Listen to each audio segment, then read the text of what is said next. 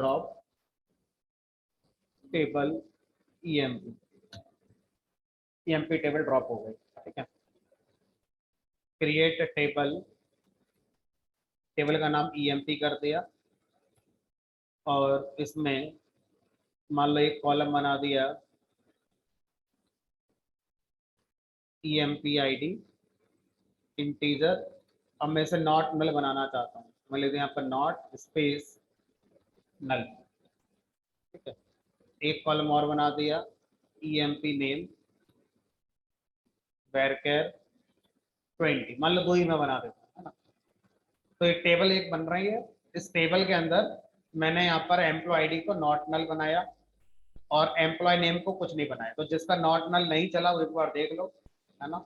Not और नल दो अलग अलग वर्ड हैं, अलग अलग लिखने, एक साथ शायद नहीं लगाने, एक बार रन करके देखते हैं, ठीक है। तो अब टेबल पे नॉट नल कांस्टेंट लग गया है एम्प्लॉय आईडी कॉलम के लिए।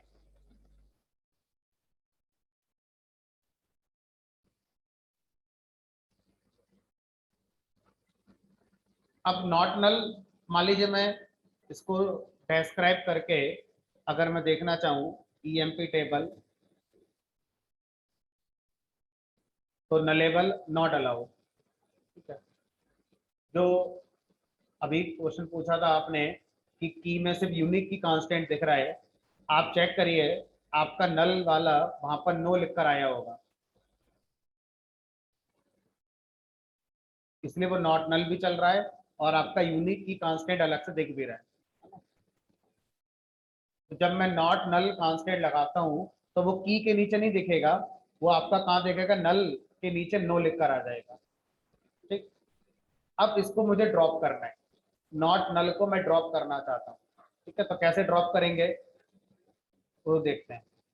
तो मैंने आपसे कहा था कि जो हमारा नॉट नल वाला कॉन्सेप्ट है वो जब हम बीच में ऐड करते हैं तो उसके लिए भी मैंने बोला था मॉडिफाई करके आप चलाएंगे, और जब ड्रॉप करेंगे तब भी मॉडिफाई करके ही चलाएंगे। अगर आप देखें तो चलो मैं करके दिखाता हूँ। मैं लिखा यहाँ पर अल्टर टेबल, टेबल का नेम ड्रॉप। अगर प्राइमरी की ड्रॉप करनी होती है तो मैं सीधे लिखता हूँ प्राइमरी स्पेस की। अगर मुझे इसी तरह से ड्रॉप करनी पड़े नॉट नल की तो लिखूंगा अल्टर टेबल ईएमपी ड्रॉप। अब हम सोचेंगे हम ऐसे लिखते हैं नॉट नल और यहाँ पे लिख दिया पैरेंथेसिस में ईएमपी आईडी, माइट भी ये काम ना करे क्योंकि नॉट नल कॉन्स्टेंट ऐड करना, नॉट नल कॉन्स्टेंट को हटाना, है ना, ये दोनों मॉडिफाई से हमारे होते हैं, है ना। देखते हैं हो सकता है चल जाए, ये नहीं चला। अब मॉडिफाई से करेंगे तो कल वाला सिंटैक्स जरा याद कराना क्या है, अल्टर टेबल, टेबल का नेम मॉडिफाई, उसके बाद क्या लिखा था मॉडिफाई के बाद कॉलम का नेम, कौन सा कॉलम मॉडिफाई करना है, ठीक है। क्या था हमारा कॉलम का नेम, अभी जो करना है ईएमपी आईडी, और उसके बाद उसका डेटा टाइप, जो भी डेटा टाइप देना है इंटीजर। अब अगर मान लीजिए इसमें हमें नॉट नल लगाना होता तो साथ में लिख देते नॉट नल ऐसे करके, और मान लीजिए इस पर लगा हुआ है हटाना है तो यहां पर लिखना नहीं है, ऐसे, ठीक है। तो alter table EMP modify column name और उसका डेटा टाइप, ये एक सिंटैक्स इसका हो सकता है अल्टर करने का, है ना। एक बार चेक कर लेते हैं, हो गया। अब अगर मैं डिस्क्रिप्शन में जाके देखूंगा तो यहाँ पर नलेबल यस हो,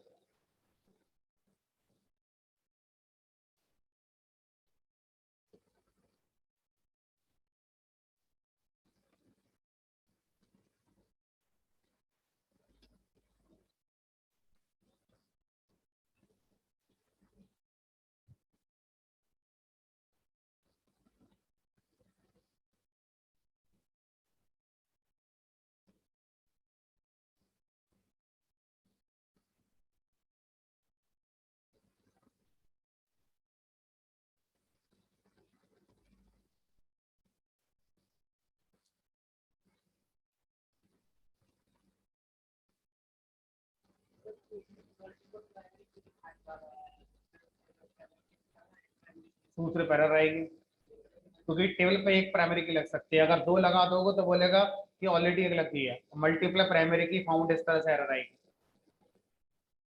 एक ही लग सकती है। क्रिएट करते हुए जब लगाओगे तो वहां पर कुछ और बन जाता है, वो पढ़ेंगे आगे चलकर, ठीक है। चलो, हम आरडीबीएमएस के अंदर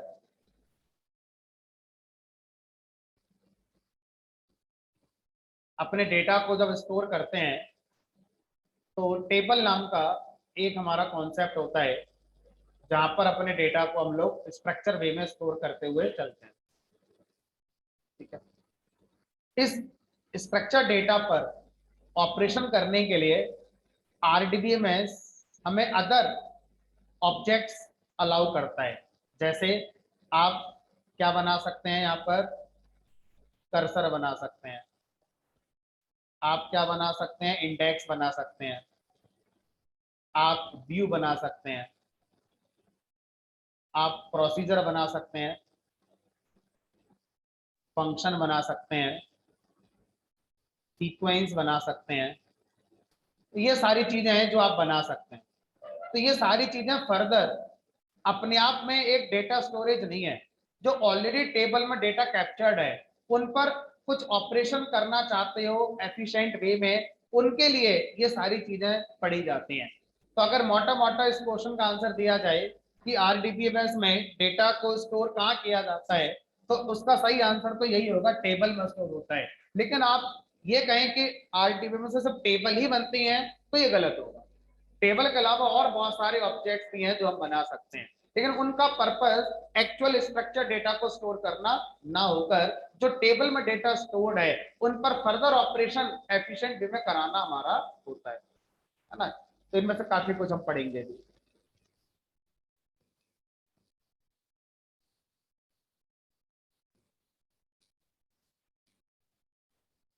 चलिए, तो आज आगे बढ़ेंगे। आई गेस जो जो आपने पूछा था, कल के डाउट सारे हो गए हैं पूरे। अब हम आगे बढ़ते हैं। तो हमने 3 कांस्टेंट पढ़े थे, प्राइमरी की, नॉट नल और यूनिक कांस्टेंट। एक और कांस्टेंट अभी हम देखेंगे जिसका नाम होगा हमारा check constant.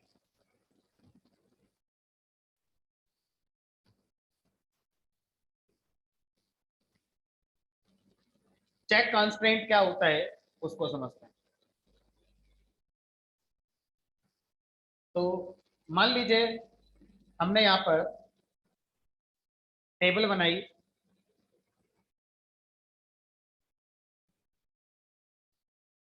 Table EMP already बन चुकी है, तो अब आप उसे दोबारा बनाएंगे तो एरर आ जाएगी। मान लीजिए मैंने पहले वाले को ड्रॉप कर दिया,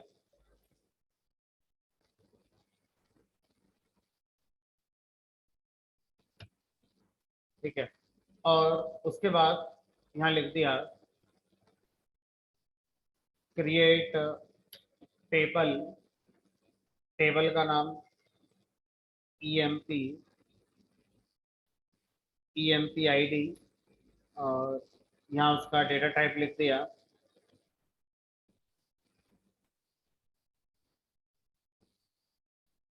डेटा टाइप हो गया इंटीजर, और मान लो इसको मैंने प्राइमरी की बना दिया, एम्प्लॉय नेम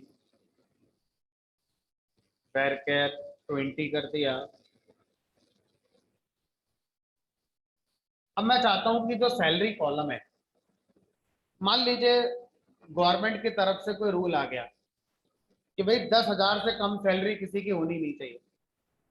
तो अगर जब आप क्वेरी इंसर्ट करते हैं, मैं चाहता हूं कि सैलरी अगर 10,000 से कम इंसर्ट हो तो वो इंसर्ट ही ना हो, एरर आ जाए कि भाई मिनिमम सैलरी 10,000 देनी पड़ेगी, ज्यादा कितनी भी दे सकते हो लेकिन मिनिमम तो आपको इतनी देनी ही पड़ेगी, है ना। तो आप क्या कर सकते हैं, एक कॉन्स्टेंट यहाँ पे लगा सकते हैं, या इसका उल्टा भी कर सकते हैं। मान लीजिए आप गलती से चाहते हो कि ऐसा ना हो जाए कि किसी की सैलरी लगानी थी 1 लाख और इंसर्ट हो गई 10 लाख, एक जीरो ज्यादा लग जाए, तो आप एक क्राइटेरिया ये भी लगा सकते हैं कि salary maximum 5 lakh value store कर सकती है, इससे बड़ी वैल्यू अगर आए तो इंसर्ट ही ना हो। तो आप किसी भी कॉलम पर अगर आप अपने वैल्यू के अकॉर्डिंग एक कंडीशन लगाना चाहते हैं तो उसके लिए यूज होता है चेक कांस्टेंट।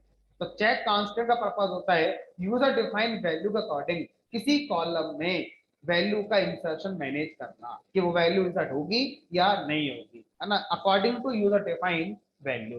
तो मैं यहाँ पर क्या लगा दूंगा, मैं यहाँ पर चेक कांस्टेंट आपका लगा सकता, ठीक है। तो एम्प्लॉयडी प्राइमरी की, एम्प्लॉय नेम बैरकैर, बैरकैर पे एम्प्लॉय नेम पर कोई कांस्टेंट नहीं है। अब सैलरी पर अगर मान लो मैं लगाना चाहूँ तो मैं लिखूंगा एम्प्लॉय सैलरी, इस टाइप की कर दी, मान लीजिए मैंने फ्लोट टाइप की कर दी।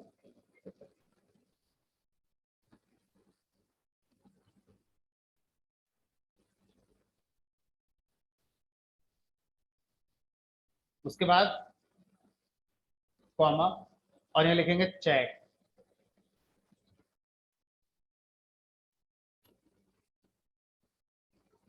Employ salary greater than equal to 10,000। तो क्वारी बड़ी हो गई तो मैं इसको यहाँ पर ब्रेक कर लेता हूँ, कॉमा के बाद मैं यहाँ पर ले आता हूँ।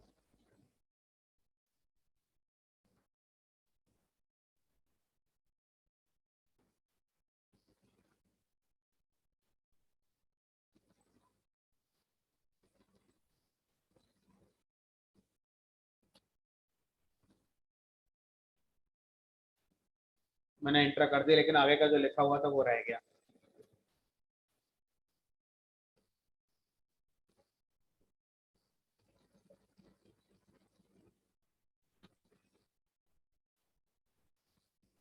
दोबारा देखो,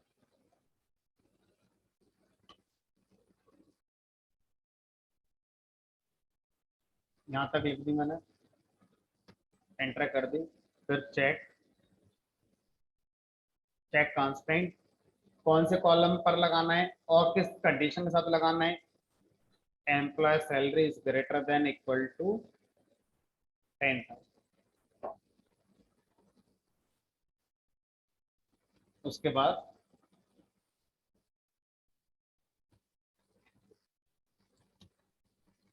ये आपका लग गया चेक कांस्टेंट।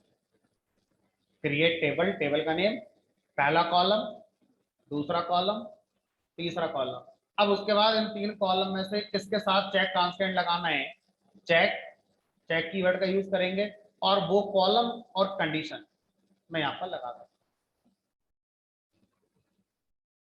और सर मिनिमम और मैक्सिमम दोनों का लगाना हो कि सैलरी कॉलम में 10,000 या 10,000 से बड़ी वैल्यू आनी चाहिए और साथ ही साथ 5 लाख या 5 लाख से कम भी रहनी चाहिए।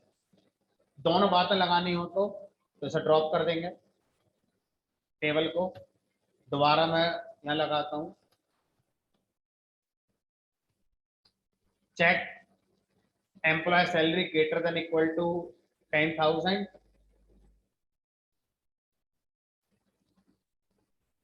एंड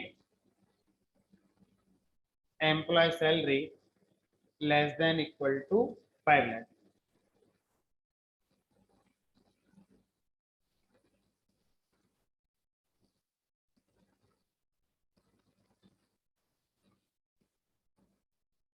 तो इस क्वेरी का मतलब है कि एम्प्लॉय टेबल में चेक कांस्टेंट लगाया जा रहा है सैलरी कॉलम के साथ और सैलरी कॉलम 10,000 या उससे बड़ी वैल्यू या 5 लाख या उससे छोटी वैल्यू जो होंगी उन्हीं को इंसर्ट कर सकता है, उससे अदर रेंज की वैल्यू होगी वो इंसर्ट हमारी नहीं होगी।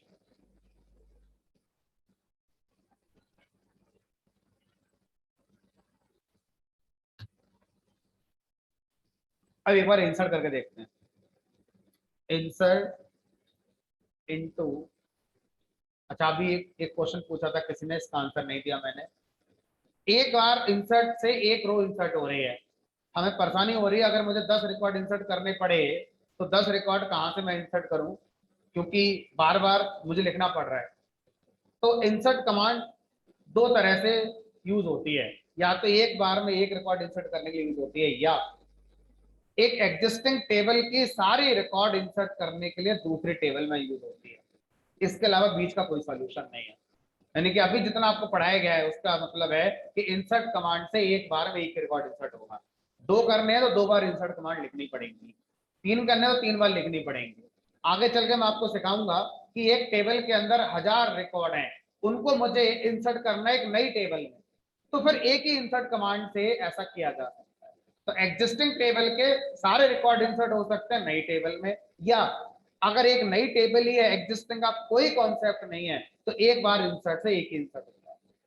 अब आप कर क्या सकते हो अपने लिए, है ना, अपने लिए क्या कर सकते हो बता रहा हूं, ताकि आपकी मेहनत कम लगे। आप क्या करो, आप इंसर्ट कमांड पहले बाहर कहीं नोटपैड पे लिख लो, है ना, insert into table name values, और एम्प्लॉय आईडी इंसर्ट करनी है, मान लो 105, एम्प्लॉय का नेम देना है, मान लीजिए सोनू, एम्प्लॉय की सैलरी देनी है, मान लीजिए कर दी मैंने यहाँ पर 40,000। ये होगी पहली, insert into table name values करके कॉपी पेस्ट आसानी से हो जाएगा नोटपैड पे।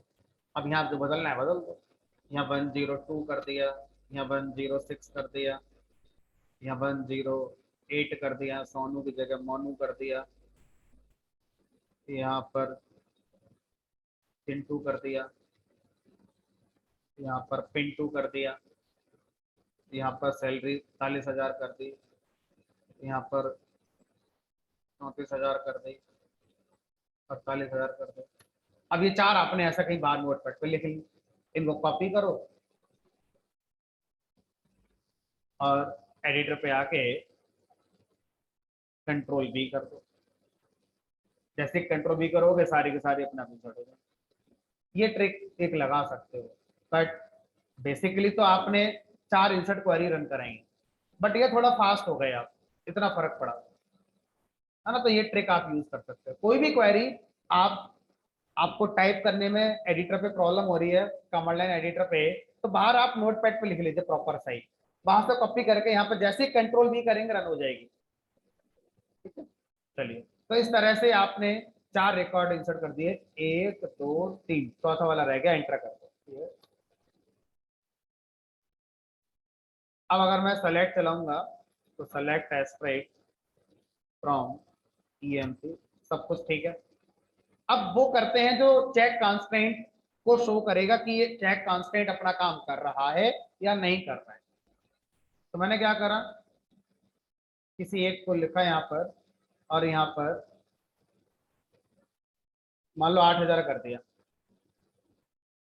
ध्यान रखना इसको 20 कर दो, है ना, क्योंकि सेम आईडी तो दोबारा इंसर्ट होगी नहीं, प्राइमरी बना रखी है।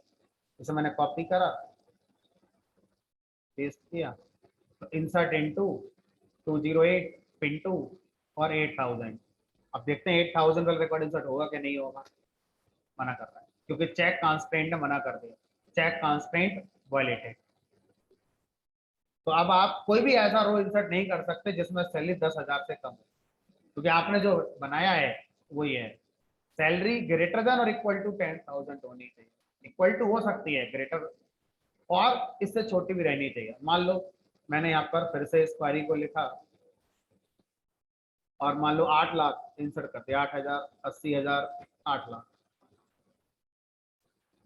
फिर से रखा गई चेक कांस्टेंट वाले, क्योंकि 5 लाख से बड़ी भी वैल्यू नहीं आ सकती। तो इस तरह से अगर कोई ऐसी हमारा कॉलम है टेबल में तो थोड़ा सेंसिटिव ज्यादा है, गलती से भी गलती आप नहीं चाहते हो, सैलरी आप चाहेंगे गलती से भी गलती नहीं होनी चाहिए, एक जीरो ज्यादा लगने के, तो आप ये लगा दो ना, पहले गलती हो रही होगी तो इंसर्ट ही नहीं होगा। तो इस तरह से हम क्या करते हैं, चेक कांस्टेंट का यूज अपना कर सकते हैं। लेकिन चैलेंज क्या है, चैलेंज ये है कि जो चेक कांस्टेंट है उस चेक कांस्टेंट को जब आप यूज करेंगे तो माई एसक्यूएल का जो वर्जन है वो आप चेक कर लीजिए, 8.0.16 मिनिमम होना चाहिए। 8.0.16 अगर नहीं हुआ, उससे पहले का आपका माई एसक्यूएल है, तो फिर ये आपका नहीं चलेगा। जैसे मैं देखूं तो मेरा वाला है 8.0.29। तो अगर 8.0.16 है, वहां से चेक कांस्टेंट माई एसक्यूएल में चलता है। उससे पहले वर्जन पे चेक कांस्टेंट एरर नहीं देगा, लेकिन वो बाईपास कर देगा, अपनी जो उसकी कंडीशन है उनको अप्लाई नहीं करने देगा। लिखते समय एरर नहीं आएगी, चेक कीवर्ड में एरर नहीं आएगी, सब कुछ सही चलेगा, लेकिन जो आप चाहते हो वो फिर भी नहीं होगा। क्यों? क्योंकि माई एसक्यूएल में चेक कांस्टेंट इनिशियली था ही नहीं, अभी लेटेस्ट वर्जन में ऐड किया गया है 8.0.16 में। लेकिन अदर जो RDBMS हैं उनमें पहले भी था। ये तो माई एसक्यूएल लेट हो गया, इसने बाद में ऐड किया है। ऑरेकल में, सिक्वल सर्वर में, इन सब में हमारा ये पहले से ही।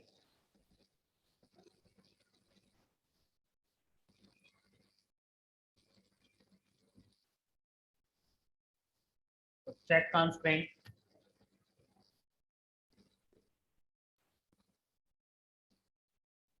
it provides the facility to expose user defined rules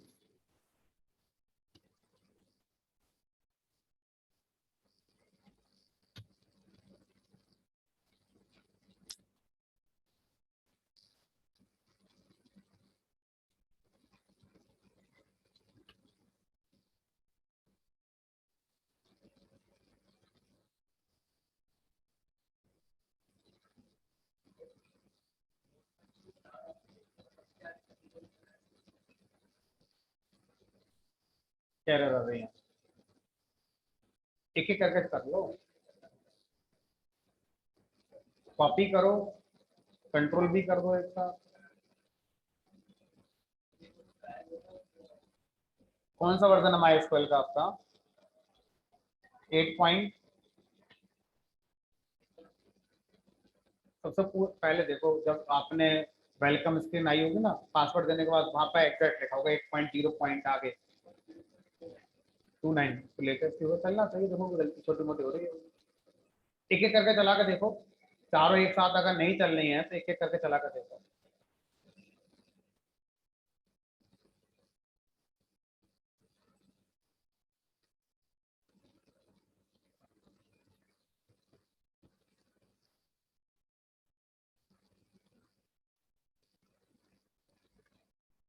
अगर चेक कांस्टेंट को टेबल क्रिएट करते समय लगाना है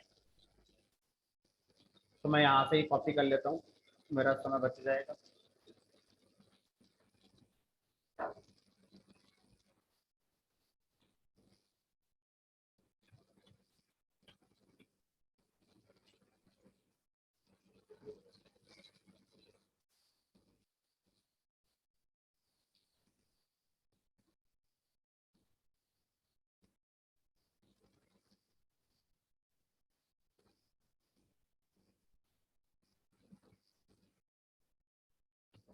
मान लीजिए टेबल पहले ही बनी हुई थी, मान लीजिए टेबल हमारी पहले ही बनी हुई थी। अब मुझे बाद में ध्यान आया कि यार इसमें ना चेक कांस्टेंट लगा दे, दिक्कतें बहुत हो रही हैं। अब मैं ये भी नहीं चाहता कि जो अब तक रिकॉर्ड आ गए वो डिलीट हो, कि मैं शुरू से टेबल बनाऊंगा अब लगा लूंगा। तो ऐसा भी हो सकता है कि आपको बीच में याद आया, टेबल बन गई थी, 50-60 हज़ार रिकॉर्ड इंसर्ट हो गए थे, तो अब आपको याद आया कि ऐसा कर देते हैं। तो एग्जिस्टिंग टेबल के साथ कैसे आएगा वो देखो।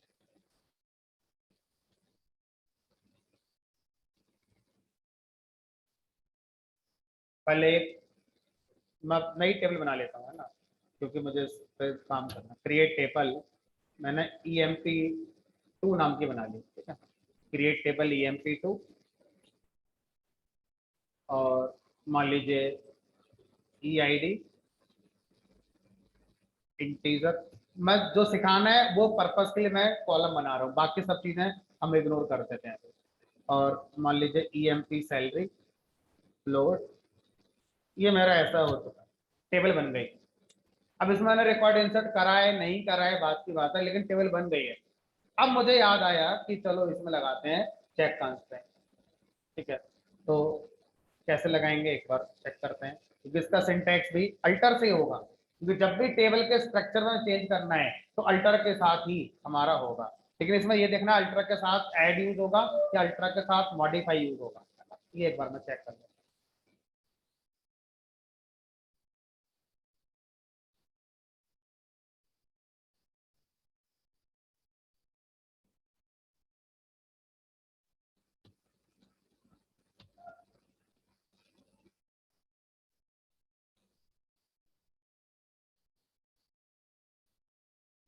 ऐड, तो यहाँ पर अल्ट्रा के साथ ऐड हमारा यूज हो रहा है, मॉडिफाई नहीं हो रहा है, ठीक है।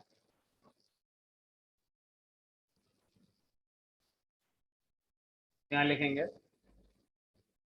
अल्टर टेबल emp2 ऐड, ठीक है।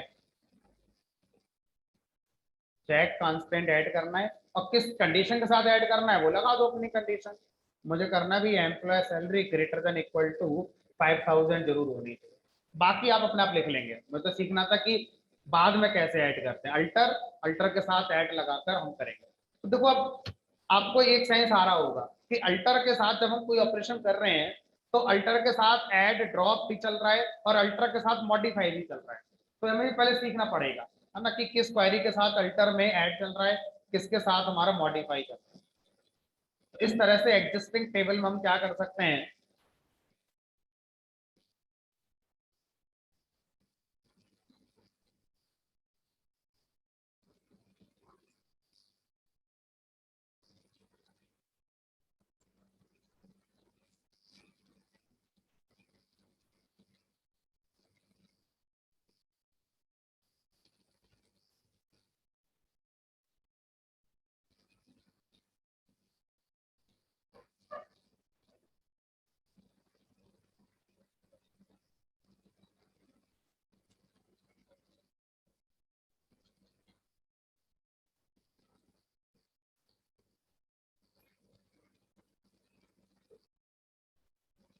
किसी का 8.0.16 से पहले का वर्जन है क्लास में या ऑनलाइन किसी का हो, क्योंकि अगर है तो ये चेक कांस्टेंट काम नहीं कर रहा है, चेक कांस्टेंट बाईपास कर देता है आपकी कंडीशन के लिए, ठीक है।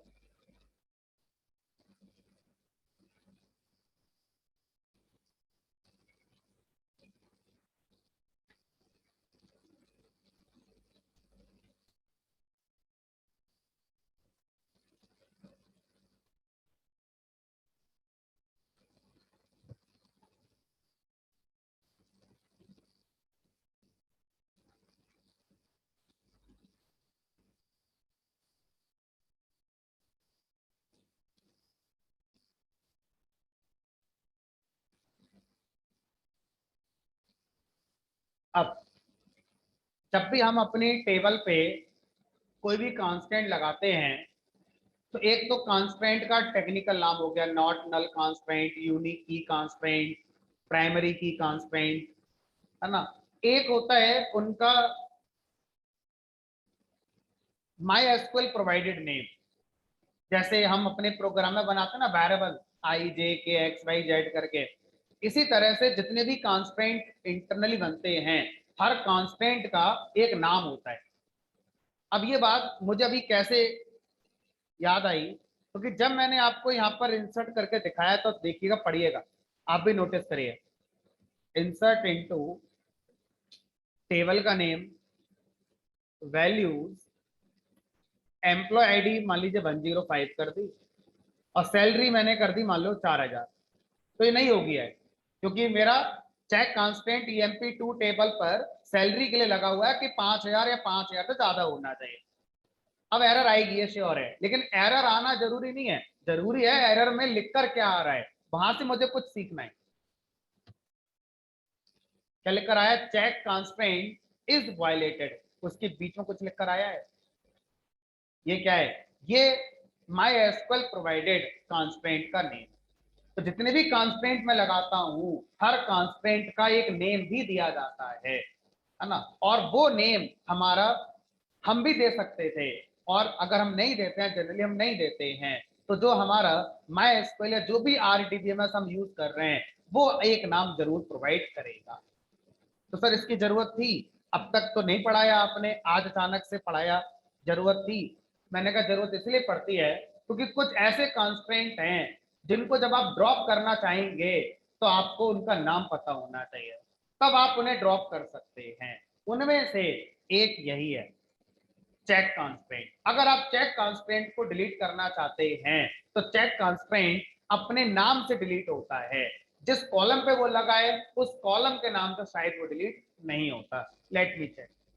तो मान लीजिए मुझे अब ये कॉन्स्टेंट हटाना है ना, तो हम अल्टर तो लिखेंगे लिखेंगे, ये तो क्लियर है। अल्टर टेबल, टेबल का नाम हो गया EMP2। ड्रॉप, ड्रॉप करना है चेक। अब चेक कांस्टेंट हम एक से ज्यादा कॉलम पे लगा सकते हैं कि भाई सैलरी हमारी इतनी होनी चाहिए, डेट ऑफ ज्वाइनिंग इतनी होनी चाहिए, एज कम से कम इतनी होनी चाहिए, 18 साल से कम लोगों को नौकरी नहीं मिलती हमारे यहाँ पर, मान लो ऐसा कोई रूल होगा। तो मैं चाहता हूँ एज कॉलम अगर है तो उस पर भी एक चेक कांस्टेंट लगा दो कि कम से कम एज 18 जरूर होनी चाहिए, है ना। तो मैं चेक कांस्टेंट को एक से ज्यादा कॉलम पर लगा सकता हूँ, ऐसा अलाउड है। तो अगर आप ड्रॉप करने की कोशिश करेंगे तो चेक के बाद फिर यहाँ पर आप क्या लिखेंगे, कॉलम का नाम। Let me check. हो सकता है ये काम कर जाए, हो सकता है काम ना करे। अगर ये काम नहीं करेगा तो जिस कांस्टेंट को हटाना चाहते हो उसका नाम हमें यूज करना होगा। क्या गई एरर।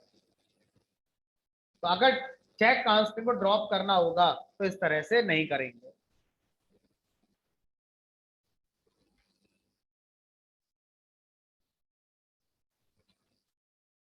कैसे करोगे, alter table EMP2 drop check, उसके बाद कांस्टेंट का नाम, क्या नाम था हमारा, EMP2 अंडरस्कोर CHK अंडरस्कोर 1। अब ये एक बार चेक करिएगा कि एज ए स्प्रिंग आप इसे लिखेंगे या डायरेक्ट आप इसे लिखेंगे। तो पहले मैं एज ए स्प्रिंग लिखकर रन कराता हूँ, नहीं चला, डायरेक्ट।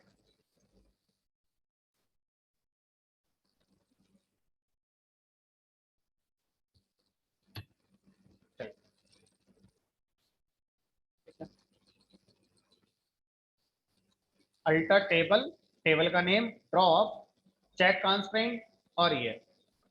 तो अगर कोई कांस्टेंट डायरेक्ट ड्रॉप से नहीं चल रहा है तो इस तरीके से तो होगा ही होगा, ड्रॉप, उसके बाद उस कांस्टेंट का नाम, जो भी उसका टेक्निकल नाम है, प्राइमरी की तो प्राइमरी की, यूनिक की तो यूनिक की, नॉट नल तो नॉट नल, जो भी है वो, और उसका फिर माई एसक्यूएल प्रोवाइडेड जो नेम है वो आप लिखें। तो ये कांस्टेंट टाइप हो गया, ये कांस्टेंट का नेम हो गया, ऐसे समझ सकते हैं, ठीक है।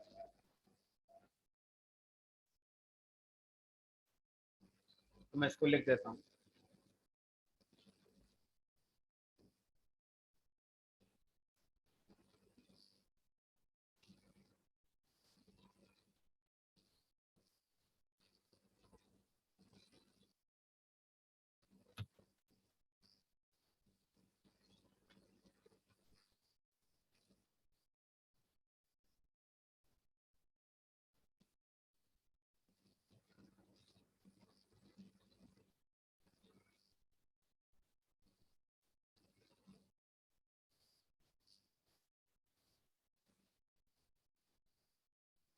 ऐसा जरूरी नहीं है कि हम सब कुछ पढ़ के ही जाएंगे, लेकिन जरूरी ये है कि हम जितना पढ़ें और जो रह जाए कल को अगर मिले तो हम उससे अपने आप पढ़ पाए, इतना पढ़ना जरूरी होता है।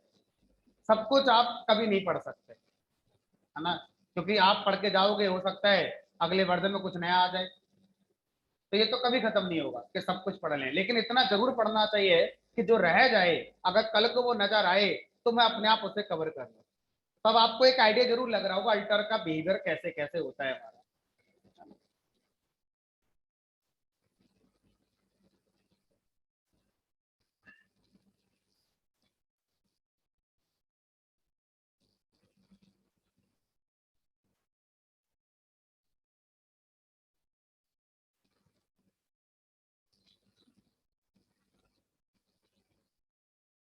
अब मान लीजिए मैंने कोई भी रिकॉर्ड इंसर्ट किया इसी टेबल में, इंसर्ट इनटू EMP2 और मैंने इसमें सिर्फ एम्प्लॉय आईडी इंसर्ट कर दी 105, एम्प्लॉय आईडी इंसर्ट करी, मैं सैलरी इंसर्ट ही नहीं करना चाहता, तो मैंने लिख दिया यहाँ पर एम्प्लॉय आईडी 105।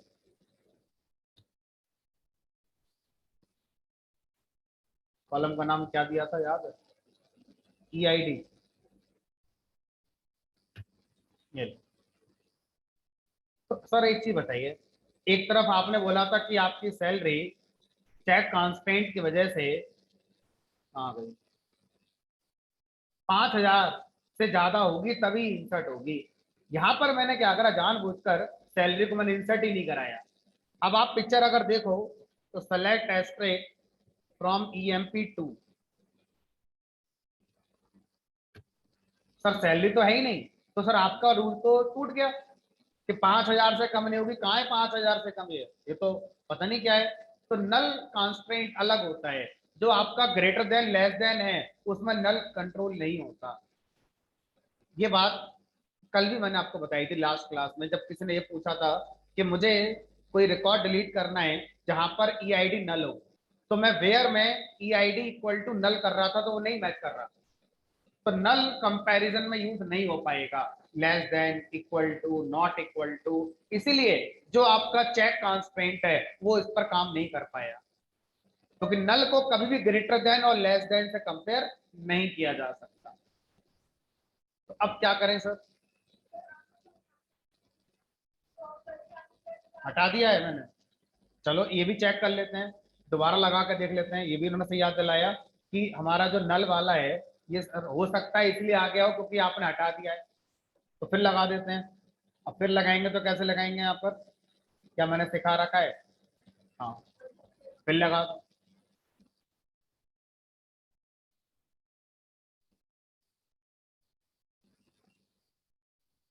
अल्टर टेबल फिर लगा दिया। जिन्होंने अच्छा पॉइंट याद दिलाया कि सर हो सकता है कि आपने कांस्टेंट हटा दिया है इसलिए वो नहीं पकड़ पा रहा है। अब चला कर देखते हैं और अब सही पिक्चर क्लियर होगी कि यार नल हमारा कंपैरिजन में आएगा या नहीं आएगा, क्योंकि कैसे पता करोगे नल 5,000 से बड़ा है या नहीं है? देख लेते हैं। फिर से एक रिकॉर्ड इंसर्ट करा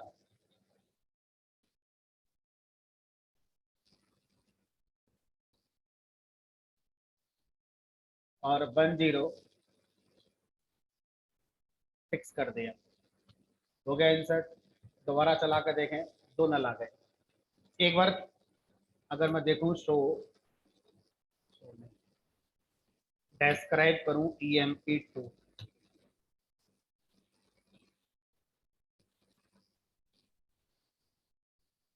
check constant, alter table add check, यहाँ तो नहीं दिख रहा है ना, लेकिन दिखना चाहिए था। चलो एक काम करते हैं, वेरीफाई करने के लिए कि चेक कांस्टेंट चल भी रहा है कि नहीं, एक रिकॉर्ड इंसर्ट करते हैं जिसमें सैलरी की वैल्यू 1,000 रुपये कर देते हैं। नहीं चल रहा है, चेक कांस्टेंट तो काम कर रहा है, लगा हुआ है। ठीक है, चलो। तो अब ये बात एकदम क्लियर हो जाती है जो मैं आपको बता रहा था दोबारा, कि सैलरी कॉलम पर अगर आपने चेक कांस्टेंट लगा हुआ है मिनिमम मैक्सिमम वैल्यू का, तो उस बात का नल से कंपैरिजन नहीं हो पाएगा, और अगर नल वैल्यू है तो इंसर्ट हमारी हो जाएगी। तो इस समस्या का समाधान, क्योंकि फ्री में तो काम कोई करेगा नहीं, अगर कोई एम्प्लॉय कंपनी में आया है तो सैलरी कुछ तो जरूर होगी उसकी, है ना? तो उस केस में एक और कांस्टेंट आता है जिसका नाम है डिफॉल्ट कांस्टेंट। डिफॉल्ट कांस्टेंट क्या कहता है, अगर किसी कॉलम में अगर वैल्यू इंसर्ट नहीं करी जा रही है और आप चाहते हैं कि ऑटोमेटिकली ये वैल्यू मैंने सेट कर दी है वही वैल्यू हमारी यूज हो, तो हम क्या कर सकते हैं? डिफॉल्ट कांस्टेंट का यूज कर सकते हैं। तो डिफॉल्ट कांस्टेंट डिफॉल्ट वैल्यू किसी कॉलम के लिए बताने वाला काम करता है, कब? जब उस कॉलम में इंसर्ट क्वेरी चलाते समय वैल्यू इंसर्ट ना करी गई हो, है? तो उस समय हम क्या कर सकते हैं? डिफॉल्ट लगा सकते हैं। तो अब टेबल बन चुकी है, अगर टेबल बन चुकी है उसके बाद अगर डिफॉल्ट लगाना है तो ये हमारा अल्टर। अब देखो अल्टर का एक और आपको सिंटैक्स दिखाई देगा,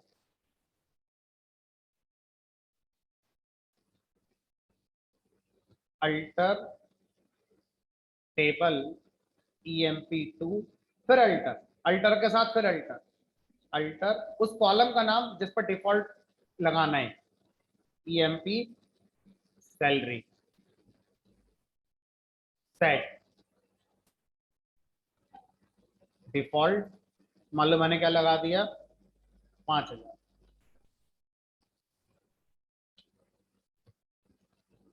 तो अब अगर कोई भी इंसर्ट क्वेरी आती है और उसमें रिकॉर्ड इंसर्ट सैलरी का नहीं होता है, तो बाय डिफॉल्ट उसमें कितने लग जाएगी सैलरी, 5,000। देखो इंसर्ट करा, अगर मैं करूंगा तो जो मैं करूंगा वो होगी, ठीक है, और अगर मैं नहीं करूंगा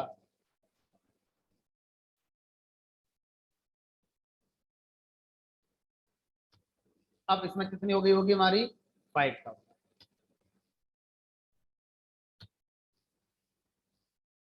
107 के साथ मैंने नहीं करी थी, 5,000 है, लेकिन जब से साथ मैं करूंगा तो आपकी मानी जाएगी, जब आप नहीं करेंगे तो 5,000 हमारी होगी।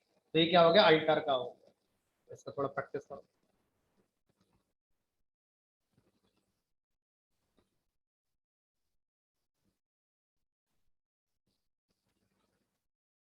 ये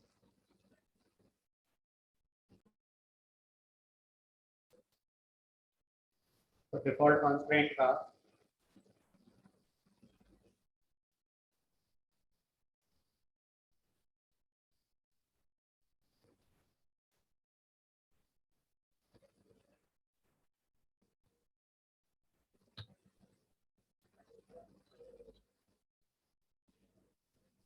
बात नहीं करें, डिफॉल्ट कांस्टेंट की अगर हम बात करें तो इसका पर्पस होता है किसी भी कॉलम के लिए एक डिफॉल्ट वैल्यू को सेट कर देना।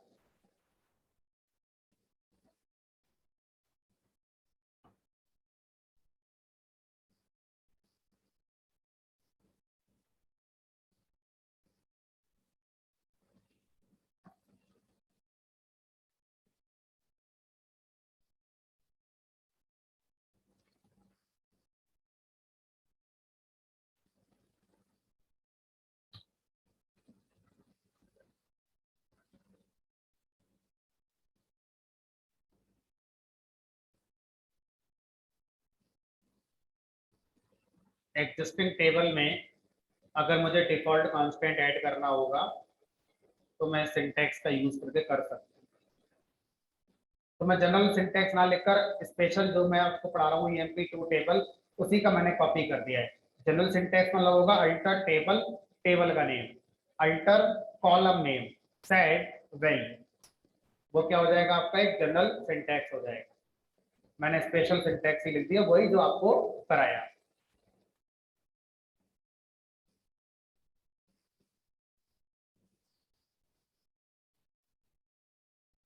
और अगर टेबल बन रही है उसी समय डिफॉल्ट लगाना पड़े तो create table EMP3 EID integer E sal float, उसी समय आप लिखेंगे यहाँ पर डिफॉल्ट और अपनी वैल्यू जो देना चाहते हैं। तो जिस समय EMP3 टेबल आपकी क्रिएट हो रही है उसी समय आपको पता था कि मुझे इस कॉलम के लिए डिफॉल्ट वैल्यू रखनी है, तो आपने क्या करा, उसी समय लगा दिया कॉलम का नाम, कॉलम का डेटा टाइप, उसके बाद डिफॉल्ट कांस्टेंट का नाम और उसके बाद वैल्यू। अगर ये स्ट्रिंग टाइप के कॉलम पर मैं लगाता तो यहाँ पर स्ट्रिंग का नोटेशन जो होता है सिंगल कोड या डबल कोड, उसका यूज करके वैल्यू बताता था। तो टेबल को क्रिएट करते समय ये आपका, अब मैं ये नहीं बताऊंगा कि इसको ड्रॉप कैसे करेंगे, अपने आप अपने लेवल पर एफर्ट लगाओ, देखो, गूगल करो, सर्च करो और फिर अपने आप इसके नोट्स में पूरा कर लेना कि कैसे ड्रॉप करा जाएगा डिफॉल्ट कांस्टेंट, है ना, कुछ अपने आप भी मेहनत करो।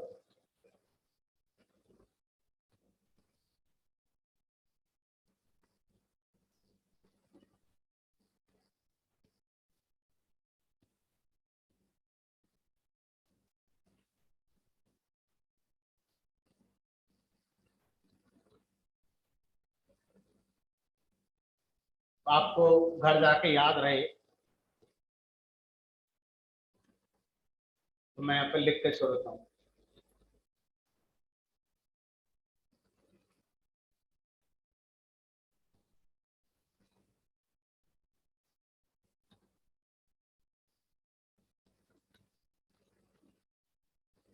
अपने आप करना है, कैसे करना है, कहाँ से करना है, अपने आप सोचो कि सर ने नहीं बताया तो कैसे करना है, क्योंकि जब कोर्स पूरा हो जाएगा और कुछ नया आ जाएगा माई स्कूल में, तो दोबारा पढ़ने थोड़ी आओगे मेरे पास, अपने आप ही करोगे उस समय। तो वो हैबिट अभी से डाल लो। कॉन्स्टेंट को कॉलम पे लगाया जाता है, प्राइमरी की को छोड़कर बाकी कॉन्स्टेंट जितने चाहे उतने कॉलम पर आप लगा सकते हो।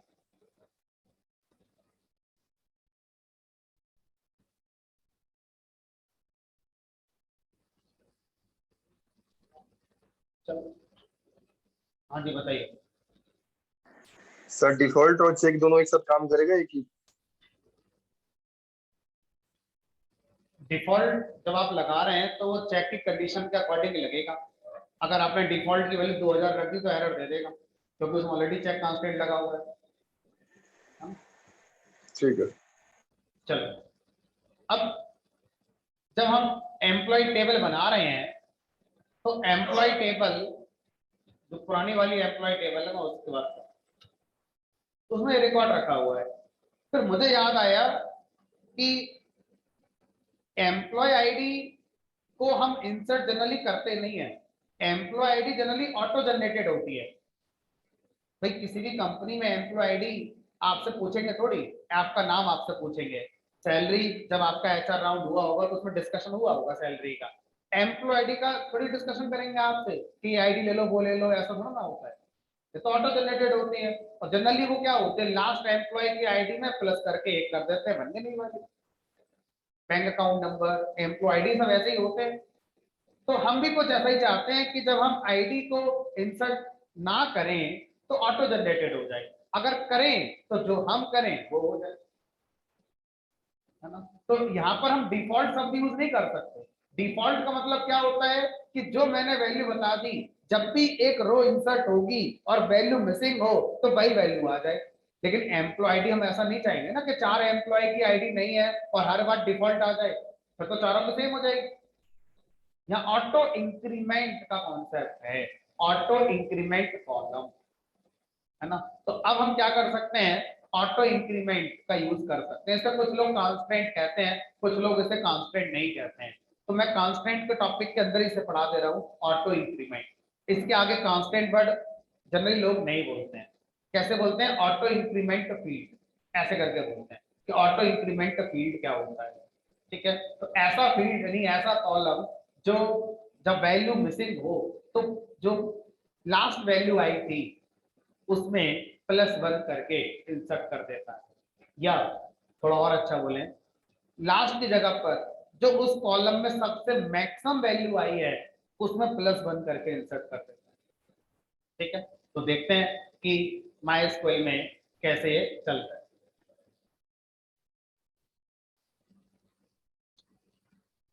चलो, जिन्होंने अल्टर को यूज कर लिया ड्रॉप करने के लिए डिफॉल्ट कांस्टेंट, अच्छी बात है। जिन्होंने नहीं करा वो सीखे घर जाके अपने। फिलहाल क्या चाहते हैं, ऑटो इंक्रीमेंट हम लोग लगाना चाहते हैं। तो ऑटो इंक्रीमेंट फील्ड क्या होता है, ऐसा फील्ड जो किसी यूनिक नंबर जो ऑटो जनरेटेड होगा, कब, जब कोई रिकॉर्ड ऐड हो तो इस काम को किया जाता है।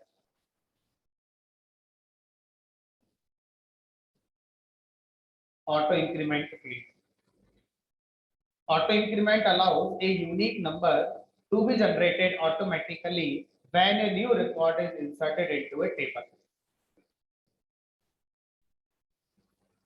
लेकिन इसका एक रूल है, सिर्फ उसी फील्ड को ऑटो इंक्रीमेंट कॉलम बनाया जा सकता है जो प्राइमरी की कॉलम।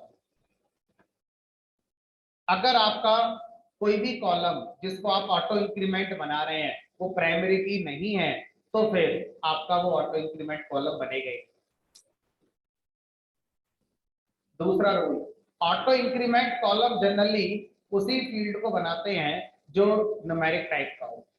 स्ट्रिंग टाइप के फील्ड को ऑटो इंक्रीमेंट नहीं बना पाएंगे, क्योंकि स्ट्रिंग में ऑटो इंक्रीमेंट होगा क्या? मान लो किसी का नाम सोनू है, अब सोनू में इंक्रीमेंट करके क्या इंसर्ट करें अगले रो में? सेंस नहीं बनता, है ना। तो ऑटो इंक्रीमेंट फील्ड के दो बातें आपको ध्यान रखनी है। पहली बात, ऑटो इंक्रीमेंट फील्ड न्यूमेरिक होना चाहिए, चाहे न्यूमेरिक इंटीजर हो चाहे न्यूमेरिक फ्लोट हो, तो फर्क नहीं पड़ता। और दूसरा, जिस पर आप ऑटो इंक्रीमेंट फील्ड लगा रहे हैं वो प्राइमरी की होना चाहिए।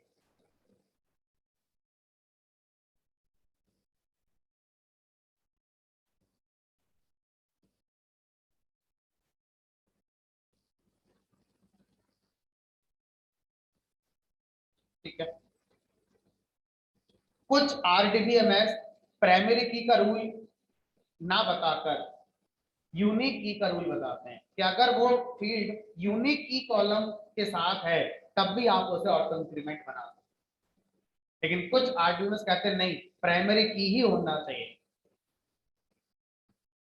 अच्छा, मेरे एक क्वेश्चन का आंसर देने की कोशिश करना।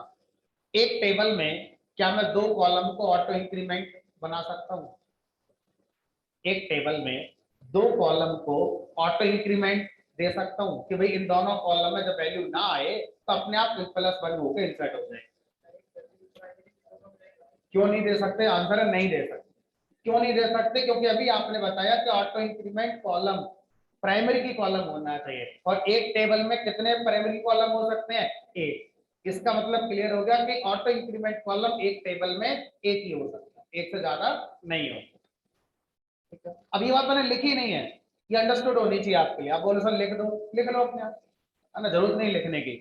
जब लिख दिया प्राइमरी की कॉलम ऑटो इंक्रीमेंट बनेगा, अंडरस्टूड हो गया कि फिर तो एक टेबल में एक ही बनेगा auto increment.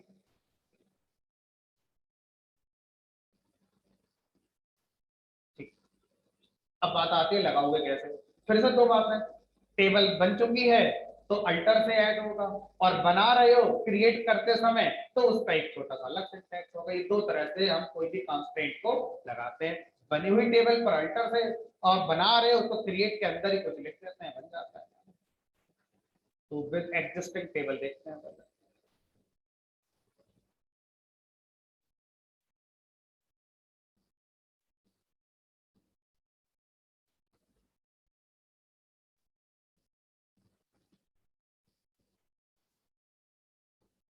Alter table, table का नाम, ऑटो इंक्रीमेंट इक्वल टू, मैं कर देता हूं अल्टर टेबल, टेबल का नाम मैं ईएमपी लेके चल रहा हूं। अल्टर टेबल, टेबल का नाम, उसके बाद ऑटो इंक्रीमेंट। ऑटो इंक्रीमेंट जब आप लिखेंगे तो ऑटो अंडरस्कोर इंक्रीमेंट, ये हमारे कीवर्ड का नाम है माइस्क्वेल के अंदर, ऑटो अंडरस्कोर इंक्रीमेंट।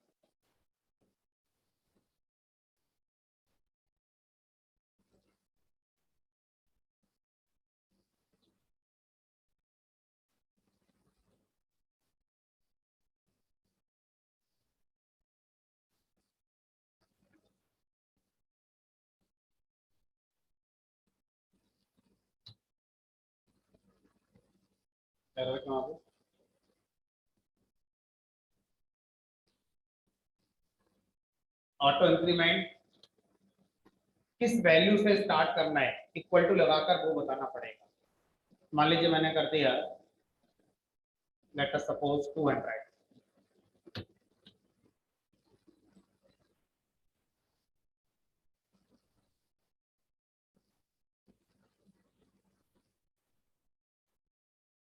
ठीक है। अब इंसर्ट करिए, इंसर्ट इनटू ईएमपी वैल्यू, इसमें आईडी इंसर्ट नहीं करी, ऑटो इंक्रीमेंट होगी। उसके बाद एम्प्लॉय का नेम मैं इंसर्ट करूंगा, और एम्प्लॉय की सैलरी मान लीजिए मैं इंसर्ट करूंगा। इंसर्ट इनटू टेबल नेम के बाद ये बताते हैं, एम्प्लॉय का नेम विराट, सैलरी 60,000 कर दो इसको। चलो unknown column EMP set.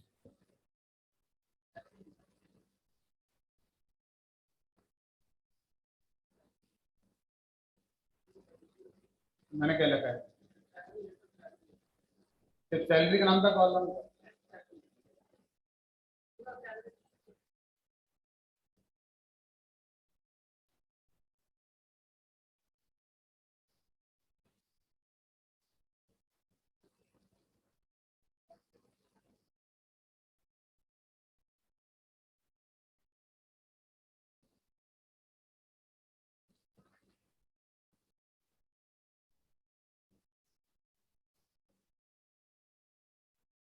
Insert into EMP, name में इंसर्ट हो जाए, सैलरी में इंसर्ट हो जाए, ये दोनों आ जाए। लेकिन कह रहा है कि आपका एम्प्लॉय आईडी में डिफॉल्ट वैल्यू नहीं है क्योंकि आप इंसर्ट कर नहीं रहे हैं, प्राइमरी की लगी हुई है। लेकिन हमने ऑटो इंक्रीमेंट को लगा दिया है, अल्टर टेबल इसी को लगाया था ना, ईएमपी को, ऑटो इंक्रीमेंट है जी। ऑटो इंक्रीमेंट लगाते समय होना नहीं चाहिए, क्यों? क्योंकि ऑटो इंक्रीमेंट प्राइमरी की वाला कॉलम बनेगा, प्राइमरी की कॉलम एक ही होता है। हो सकता है बताना पड़े। अल्टर टेबल, टेबल का नेम,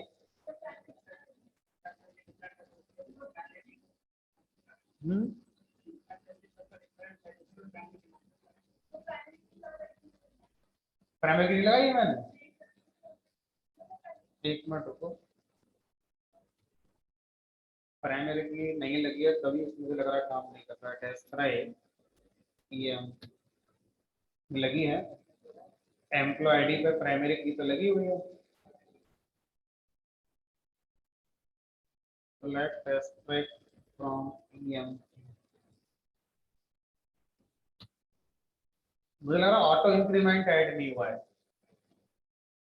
ऑटो इंक्रीमेंट अगर होता ना तो एक्स्ट्रा में लिख कर आता।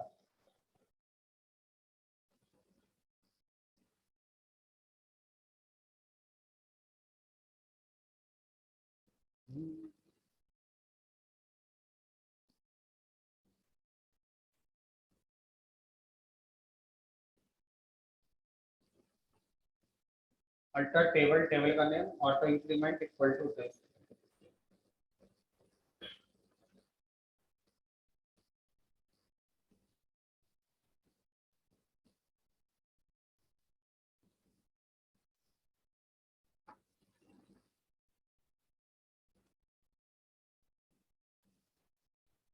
अच्छा, वो हमारा क्वेरी थोड़ी गलत हो गई। ऑटो इंक्रीमेंट की अगर एग्जिस्टिंग टेबल में ऐड करना है तो उसकी कमांड ये है, ये वैल्यू चेंज करने की कमांड मैंने लिखी। तो ये जो मैंने अभी लिखा था ना, कहाँ गया ये ये वो कमांड है जिससे एग्जिस्टिंग जो हमारा ऑटो इंक्रीमेंट कॉलम है वो अपनी वैल्यू को बदलेगा। लेकिन अभी वो ऑटो इंक्रीमेंट कॉलम है ही नहीं, तो वो ये वाली कमांड नहीं है। नया ऑटो इंक्रीमेंट ऐड करना किसी एग्जिस्टिंग कॉलम पर, उसकी कमांड दूसरी है। तो यहाँ लिखेंगे ये वाली कमांड, अल्टर टेबल, टेबल का नेम, थोड़ी मेहनत करनी पड़ेगी, ये अल्टर टेबल, टेबल का नेम हमारा हो गया ईएमपी चेंज, कॉलम का नाम क्या है हमारे कॉलम का नाम ईएमपी आईडी, और जिस कॉलम पर लगाना चाहते हो उसका नाम क्या रखना चाहते हो, यही रखना चाहते हो ईएमपी आईडी, बदलना नहीं है कॉलम का नाम।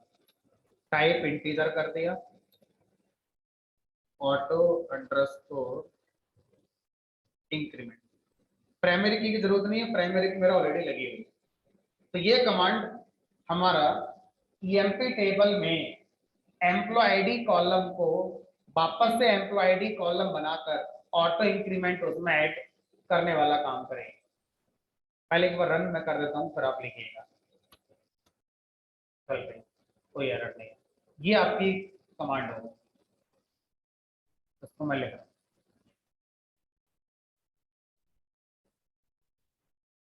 ये अल्टर टेबल, टेबल का नेम, चेंज, जिस कॉलम पर ऑटो इंक्रीमेंट लगाना है उस कॉलम का नाम, और उसका नाम अगर बदलना चाहते हो बदल भी सकते थे, तो यहाँ पर मैं उसी कॉलम का नया नाम भी दे सकता था, बट मैंने नहीं बदला है ना, वही दे दिया। और फिर उसका डेटा टाइप ऑटो इंक्रीमेंट, अगर वो प्राइमरी की नहीं था तो प्राइमरी की भी आप यहाँ पर दे सकते हैं ऐसे, अगर नहीं था, अगर ऑलरेडी था तो लिखने की जरूरत नहीं। अब देखो, अब मैंने यहाँ पर इंसर्ट करा नेम को, सैलरी को, आईडी नहीं बताई। अब देखते हैं क्या होता है। हो गया इंसर्ट, सेलेक्ट करके देखें, विराट, यही था अभी जो इंसर्ट करा था। अपने आप विराट की जो आईडी है वो क्या कर दी इसने, 109। कैसे करा, जो मैक्सिमम वैल्यू है उस मैक्सिमम वैल्यू पे +1 लगा दिया। फिर से इंसर्ट करें, मान लो इस बार मैंने लिख दिया रोहित 50,000। अब देखो रोहित की आईडी क्या हो गई, 110, अपना ऑटो इंक्रीमेंट हो।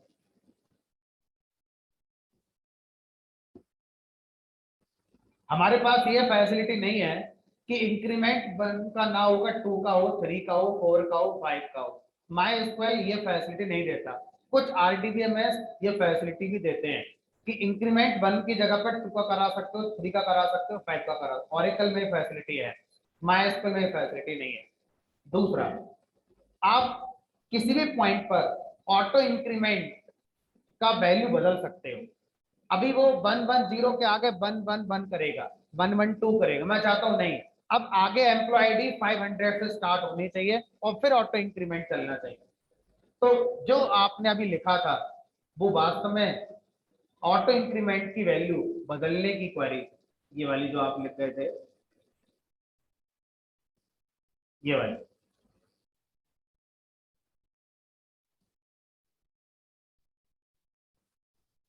अब मैंने यहाँ पे लिख दिया 500। तो ये क्वेरी क्या करेगी, एएमपी टेबल में जो ऑटो इंक्रीमेंट कॉलम है, अब उसकी जो वैल्यू है वो 500 सेट करेगी और इसके अकॉर्डिंग फिर आगे के इंक्रीमेंट हमारे होंगे। अब अगर मैं एक नया रिकॉर्ड इंसर्ट करूं, विराट हो गया, रोहित हो गया, राहुल,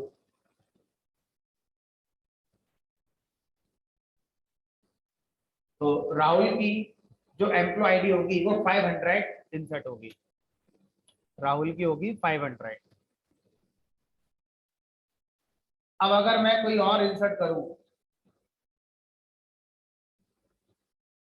मान लो ये कर दिया मैंने फन,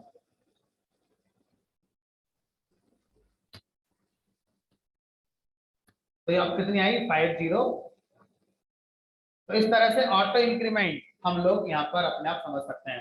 अच्छा सर, एक पॉइंट हमारी समझ में नहीं आया कि मान लीजिए इनिशियल स्टेज में टेबल बनाई होती और उसमें कोई भी रिकॉर्ड अभी इंसर्ट नहीं हुआ, एम्प्टी टेबल है, और पहला रिकॉर्ड अगर आया तो उसकी वैल्यू क्या होगी? क्योंकि आपने कहा था कि प्रीवियस रिकॉर्ड की जगह मैक्सिमम वैल्यू कंसीडर होती है और मैक्सिमम वैल्यू में +1 होता है।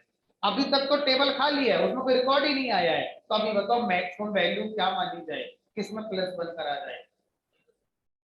तो जो इन्होंने बोला वो मान लो, या फिर ऐसे मान लो कि अगर पहला रिकॉर्ड इंसर्ट हो रहा है तो ऑटो इंक्रीमेंट उसकी वैल्यू 1 करेगा, उसके बाद फिर 2 3 4 5 6 ऐसे करता हुआ चला जाएगा। ठीक है, फिर से क्या बताया मैंने, मैंने बताया कि अगर ऑटो इंक्रीमेंट हम टेबल क्रिएट करते समय ही बता देते, तो टेबल क्रिएट करते समय अगर बताना होगा तो कैसे बताएंगे? ऑटो इंक्रीमेंट क्रिएट टेबल करते समय अगर मुझे करना हो तो कैसे करेंगे? क्रिएट टेबल, टेबल का नाम EMP4, और यहाँ पर लिख दिया मैंने EID, इंटीजर, प्राइमरी की। अब मुझे इसको ऑटो इंक्रीमेंट बनाना है, स्पेस ऑटो अंडरस्कोर इंक्रीज। ठीक है, इस तरह से आप बना सकते हैं। मान लो एक और दे दिया आपने, ई सेल फ्लो, मैंने 2 ही दिए, बन गया ऑटो इंक्रीमेंट। अभी टेबल क्या है, खाली है, कोई रिकॉर्ड ही नहीं है इसमें। देखो सेलेक्ट एस्पेक्ट फ्रॉम ईएमपी, इसमें कोई रिकॉर्ड नहीं पड़ा हुआ है। अब अगर मैं इंसर्ट करूं, इंसर्ट इनटू EMP4, और सिर्फ सैलरी को मैं इंसर्ट करूंगा, सैलरी कॉलम का नाम रखा है मैंने ई सैलरी, मान लो 5000। अब पहला रिकॉर्ड इंसर्ट हुआ अभी, अब देखते हैं पहला रिकॉर्ड में क्या है। क्या है यहाँ पर, तो 2 चीज सीखी। टेबल क्रिएट करते समय अगर ऑटो इंक्रीमेंट मुझे याद रह गया तो फिर उस समय कैसे करेंगे वो।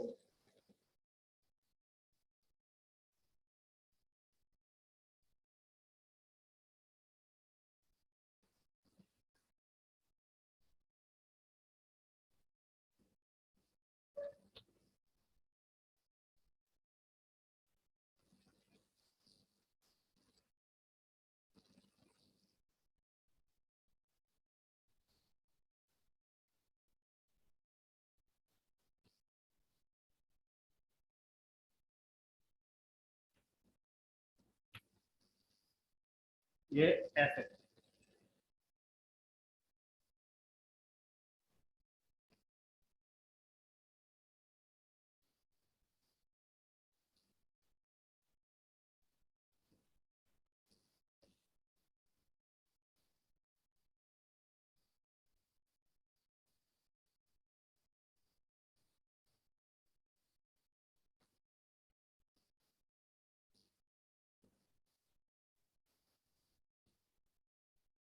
जब आप टेबल क्रिएट करते समय ऑटो इंक्रीमेंट लगाएंगे तो इस वाले नोट का ध्यान रखेंगे। By default starting value for auto increment is 1 and it will be incremented by 1 for each new record.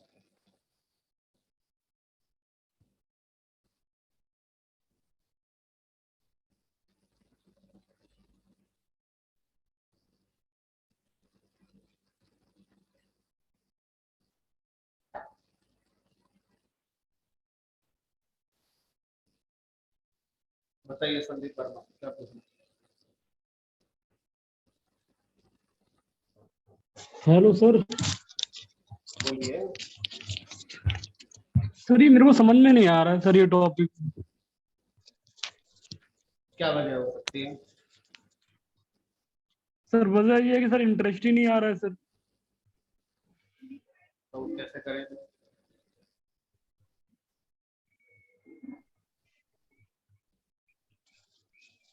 Sir आप कुछ बताओ कि मैं इसे अच्छे से कर पाऊँ।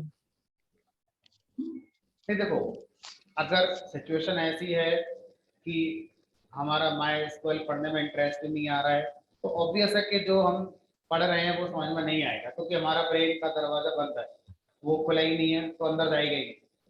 तो अब इंटरेस्ट कैसे लेकर आएंगे, ये बड़ी समस्या है। कहीं मिल जाए बाजार में इंटरेस्ट तो खरीद लाएं, जो प्लेस अट्टा वट्टा कहीं मिल जाए तो ऑनलाइन अमेजन में मिल जाए, तो मिलता नहीं है ऑनलाइन कहीं है। उसका एक तरीका है, एक इंटरव्यू देकर आओ, और उस इंटरव्यू में जब ये पूछा जाएगा तब पता चलेगी यार ये तो काम की चीज है, तब आएगा इंटरेस्ट। इसका यही तरीका है, अगर किसी का कोई टॉपिक पढ़ने में इंटरेस्ट नहीं है तो वो अपने आप को कैसे मोटिवेट करे, सब कुछ मोटिवेशन है अपने आप।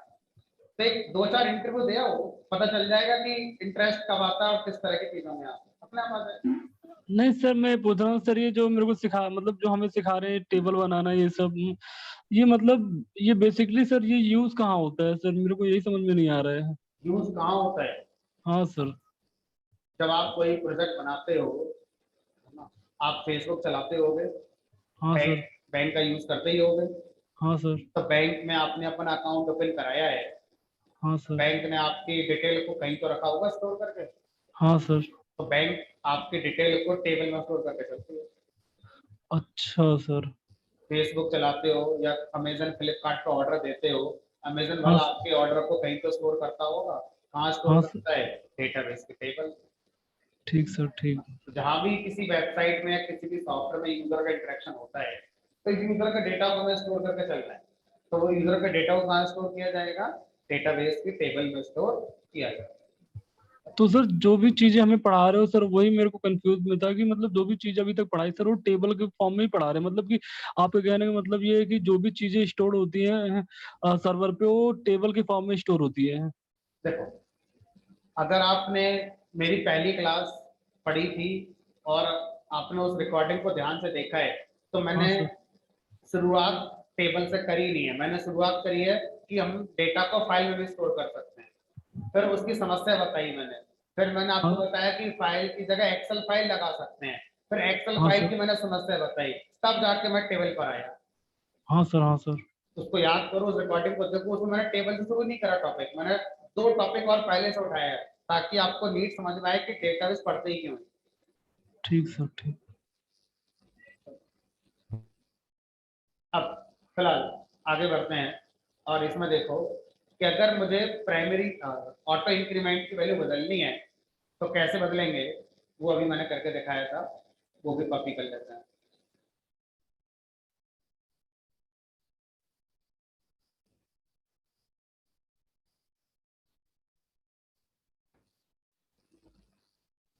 ये क्या है, ये है how to reset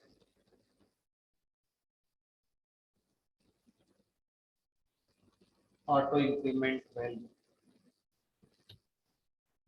auto increment की वैल्यू अगर रीसेट करनी है, अल्टर टेबल, टेबल का नाम, और जो आपको वैल्यू देनी है वो आप दे दो। अच्छा, अब ये बताओ कि अगर मैंने किसी कॉलम पर ऑटो इंक्रीमेंट लगा दिया है और अगर मैं भी उस कॉलम में वैल्यू इंसर्ट कर दूं, तो मेरी वाली वैल्यू कंसीडर होगी, ऑटो इंक्रीमेंट से जो जनरेट होगी वो वाली ही कंसीडर होगी। एरर आएगा कि आप क्यों बता रहे हैं, जब ऑटो इंक्रीमेंट लगा रखा है तो आप क्यों बता रहे हैं।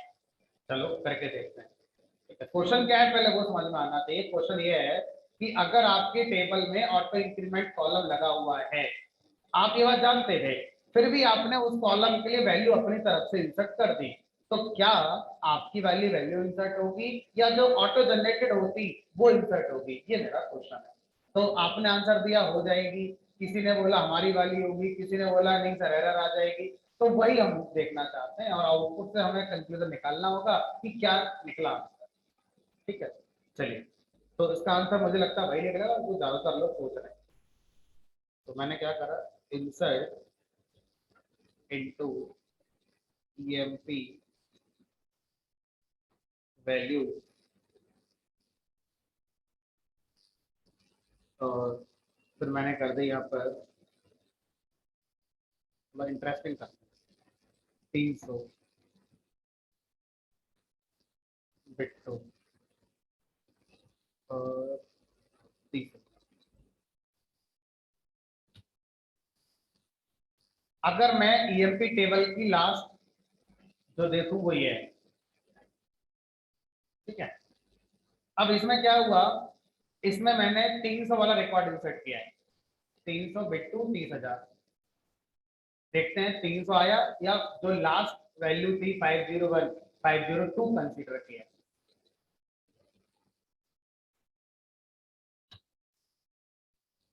समझ गया,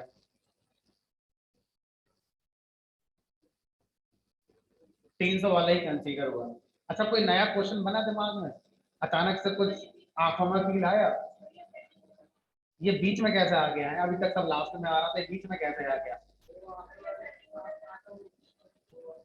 चलो, तो ये क्वेश्चन बनाए रखना क्योंकि इसका आंसर देना है और ये वैलिड क्वेश्चन है कि अभी तक तो हम ये देख रहे थे जो भी नई रो इंसर्ट होती है लास्ट में दिखती है, अचानक से बीच में कैसे आ गई है। चलो बढ़ते हैं आगे, लेकिन अभी हम जिस क्वेश्चन का आंसर तलाश रहे हैं पहले उसको पूरा करते हैं। कि पहला आंसर मिला कि हमारी वैल्यू कंसीडर होगी, ऑटो जनरेटेड अगर होती तो 502 आती। अब मैंने क्या करा, अब मैं इस क्वेश्चन का आंसर ढूंढने की कोशिश कर रहा हूं कि अगर मैंने सिर्फ नाम इंसर्ट किया, ईएमपी नेम और ईएमपी सैलरी, मैंने ये नहीं बताया। अब मुझे बताओ, जब मैं इंसर्ट करूंगा तो जो इस बार रिकॉर्ड इंसर्ट हुआ होगा उसमें एम्प्लॉय आईडी 502 होगी या 301 होगी? समझ में आ रहा है कि मैं क्या बोल रहा था कि ऑटो इंक्रीमेंट में जो नई वैल्यू जनरेट होती है वो क्या होती है? अगर आप सोच रहे थे कि प्रीवियस वैल्यू जो इंसर्ट हुई थी उसमें +1 होगा तो उसके हिसाब से 301 होगा, और आपने ये समझा था कि नहीं सर मैक्सिमम वैल्यू में +1 करते हैं तो उसके हिसाब से तो 502 होगा। इसका आंसर हमें अभी मिलने वाला है। सेलेक्ट कमांड से देखिए क्या मिला आंसर। मैक्सिमम वैल्यू में +1 करते हैं, ना कि प्रीवियस रिकॉर्ड जो इंसर्ट हुआ था उसमें +1 करते हैं। ये बहुत अच्छा इंटरेस्टिंग इंटरव्यू क्वेश्चन है जिसमें काफी लोग बाहर हो जाते है ना, क्योंकि ज्यादातर लोग यही कह देते हैं कि प्रीवियसली जो रिकॉर्ड इंसर्ट हुआ था उसका +1 होता है, जबकि ऐसा नहीं होता है, मैक्सिमम में +1 होता है। ठीक है, क्योंकि इसका एक वैलिड आंसर भी मुझे समझ में आता है। मान ले 301 कर देता, 302, 304, 305 तो कभी ना कभी 500 पर आके अटक जाता, क्योंकि ऑलरेडी 500 इंसर्टेड है। अब कैसे करें सर वो? मतलब पॉइंट तो मैं कहना चाह रहा हूँ मैक्सिमम वो इसलिए उठाएगा क्योंकि कभी भी फ्यूचर में +1 करेंगे तो वो रिकॉर्ड होगा ही नहीं, क्योंकि हमने ऑलरेडी किसको पिक किया है, मैक्सिमम वैल्यू को पिक किया है। चलिए, तो ये हमारा क्या हो गया, ऑटो इंक्रीमेंट का कॉन्सेप्ट पूरा हो जाता है। अब आते हैं, अगर मैं लास्ट क्लास को याद करवाऊं तो मैंने कहा था सेलेक्ट एस्ट्रिक फ्रॉम ईएमपी। अगर मैं रोज का ऑर्डर देखना चाहता हूं तो मैं ऑर्डर बाई लगाता हूं। ऑर्डर बाई किस कॉलम के ऑर्डर पर वो बताऊंगा, उस कॉलम के असेंडिंग या डिसेंडिंग मैं बताऊंगा। ऐसे कर मैं 2 ऑर्डर बाई कॉलम बना सकता हूँ, फर्स्ट प्रायोरिटी सेकंड प्रायोरिटी, ये सब आप जानते हैं, बार बार मैं रिपीट नहीं करूंगा। तो सैलरी के डिसेंडिंग ऑर्डर में अपने आप डेटा आपका लगता है। ठीक है, अच्छा अगर मैं आपसे कहूं कि सर मुझे रो के ऑर्डर में कोई इंटरेस्ट ही नहीं है, सेलेक्ट एस्पेक्ट फ्रॉम ईएमपी, अब बताओ रोज का ऑर्डर क्या आएगा? क्या आता था रोज का ऑर्डर? जब मैं ऑर्डर ले ही नहीं रहा आपसे तो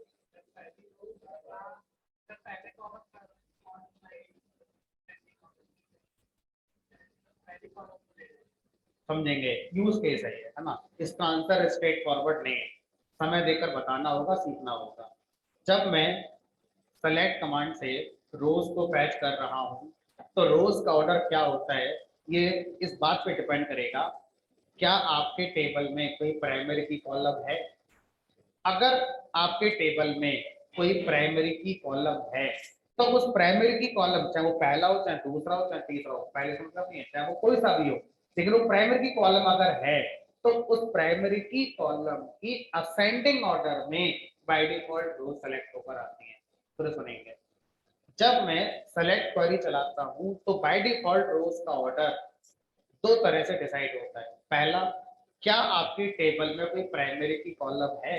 हाँ है, तो वो प्राइमरी की कॉलम के असेंडिंग ऑर्डर में आपकी रोज दिखाई देंगे। इस बार प्राइमरी की कॉलम कौन है? एम्प्लॉय आईडी, उसके असेंडिंग ऑर्डर में छोटे से बड़े, तो एम्प्लॉय आईडी के अकॉर्डिंग आएगा। अब कौन सी रो कब इंसर्ट हुई थी इससे फर्क नहीं पड़ता, एम्प्लॉय आईडी के असेंडिंग ऑर्डर में आएगा, पहला केस। दूसरा केस, अगर हमारी टेबल में कोई भी प्राइमरी की कॉलम नहीं है तो क्या आएगा, जिस ऑर्डर में जो रो इंसर्ट हुई थी उसी ऑर्डर में आएगा, यानी कि जिस ऑर्डर में जो रो आपने इंसर्ट करी थी उसी ऑर्डर में आउटपुट आएगा। ठीक है, तीसरा केस, जब आप सेलेक्ट क्वेरी चला रहे हैं, प्राइमरी की कॉलम नहीं है, बाय डिफॉल्ट जिस ऑर्डर में रो आई थी उस ऑर्डर में आएगा, लेकिन अगर मैं सेलेक्ट में ऑर्डर बाय क्लॉज लगा दूं, अब जो मैं कॉलम बताऊंगा उसके असेंडिंग या डिसेंडिंग के हिसाब से आएगा। ठीक है, अब देखते हैं आप क्या कुछ ऑब्जर्व कर पाए।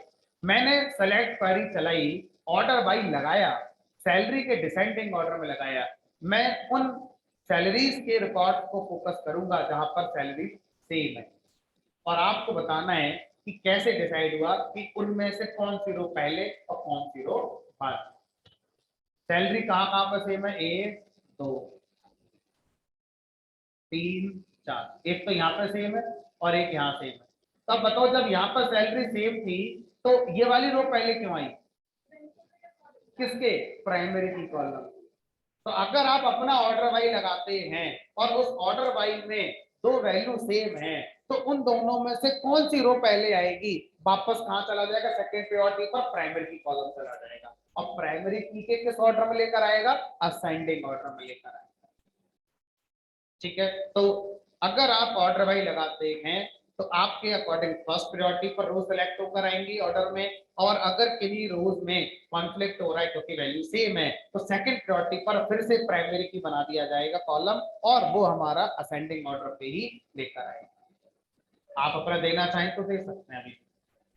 ठीक है, चलिए, तो ये हमारी समझ में आता है। और इस एक्सपेरिमेंट को मैं करके दिखाऊं अगर नहीं, दूसरा बैच से बाहर खड़े होगा बच्चे और हो सकता है आधी घंटे बैठ कर लिए। चलिए आज इतना ही रखेंगे, बाकी मंडे को मिलेंगे और मंडे को आगे कंटिन्यू करेंगे। ठीक है, जो लोग 11:30 वाले बैच के आपके ज्वाइन हो गए हैं वो दोबारा ज्वाइन करें, मीटिंग एंड करूंगा मैं, रिकॉर्डिंग सब सर्वर पर अपलोड होती है।